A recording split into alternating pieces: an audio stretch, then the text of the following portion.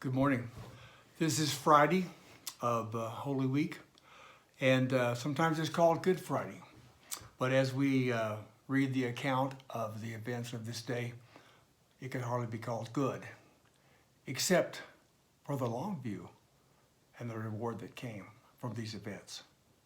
So Thursday night, after the Lord's Supper, Jesus and the disciples were at the Garden of Gethsemane, where he was arrested and taken to the high priest's house in Matthew chapter 26.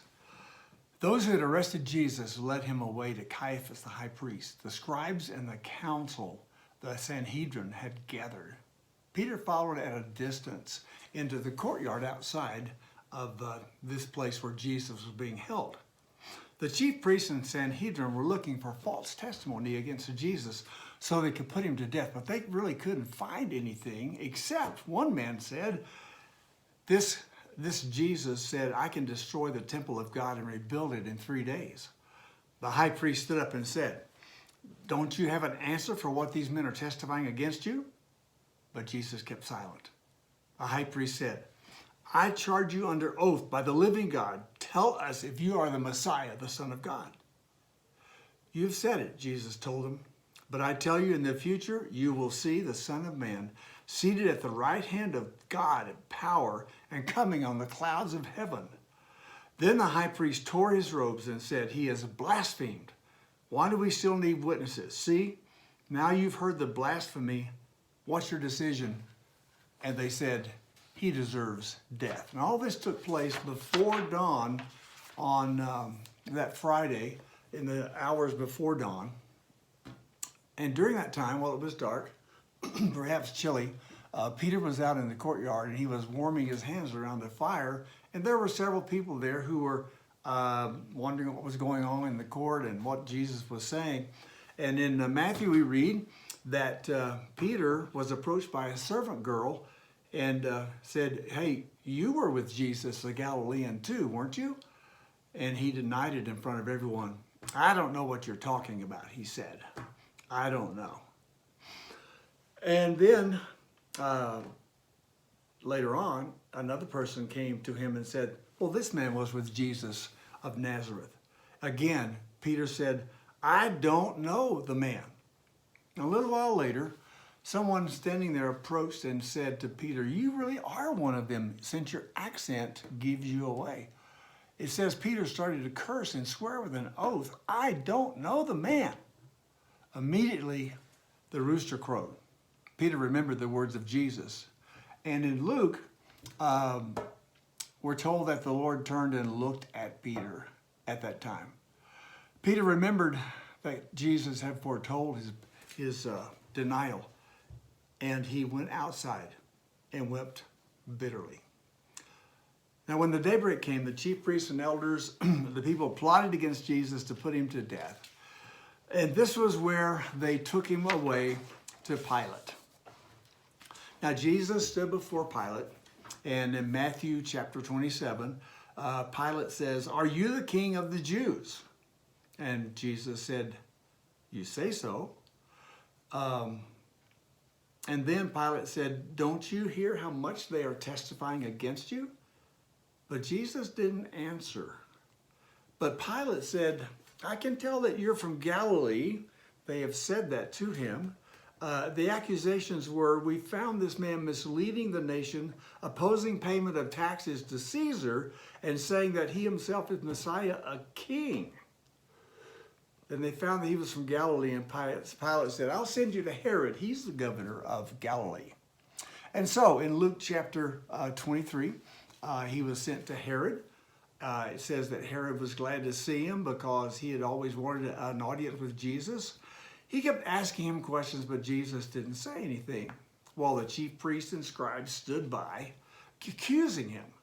Herod, with his soldiers, treated him with contempt and mocked him, dressed him in bright clothing, and sent him back to Pilate. Now, they're back at Pilate's court. When they gathered together, Pilate said, usually we release one man at this time. Who would you want me to release, Barabbas or Jesus, who is called the Christ or the Messiah. I don't know, maybe Pilate was rubbing this in here to the chief priest. It says that Pilate knew it was because of envy that they had handed him over. They all said, "We don't want Jesus released. We want him crucified." Pilate said, "What shall I do with this Jesus who is called the Messiah?" He says again. "Crucify him. What has he done wrong?" The crowd said, "Crucify him." Pilate saw he was getting nowhere, and the riot was about to start. He took some water, washed his hands in front of the crowd, and said, "I'm innocent of this man's blood." And then he released Barabbas to them, had Jesus flogged, handed him over to be crucified. They took him to the part of the governor's palace. The soldiers stripped him, dressed him in a scarlet robe. They made a crown of thorns, put it on his head, and they placed a staff in his hand, knelt down, mocked him, "Hail, King of the Jews," spat on him, took the staff, kept hitting him on the head and mocking him. Finally, they led him out to be crucified. It says that a man from Cyrene named Simon came along and helped carry the cross. And when they got to the place called Golgotha, which means the place of the skull, it says that they took him and they nailed him to the cross and put a sign above his head. "This is Jesus, King of the Jews." Jesus said, we're told in Luke, "Father, forgive them. They don't know what they're doing." They took his clothes and divided them, gambling to get his clothes. And they were yelling insults at him, the people who came by. They said, "You who would destroy the temple and rebuild it in 3 days, save yourself. If you're the Son of God, come down from the cross." In the same way, the chief priests and scribes and elders mocked him and said, "He saved others, but he cannot save himself. He is the King of Israel. Let him come down from the cross, and we will believe in him. He trusts in God. Let God rescue him. For he said, 'I'm the Son of God.'" In the same way, even the criminals taunted Jesus. And then it grew dark. From noon until 3, darkness came. About 3 in the afternoon, it says, Jesus cried out, "Eli, Eli, lama sabachthani." That is, my God, why have you forsaken me?" It's at this point that scholars believe that Jesus took upon himself, spiritually, the sins of the world. And at that moment, the pain of that division between he and his Father was the hardest thing that he had to deal with.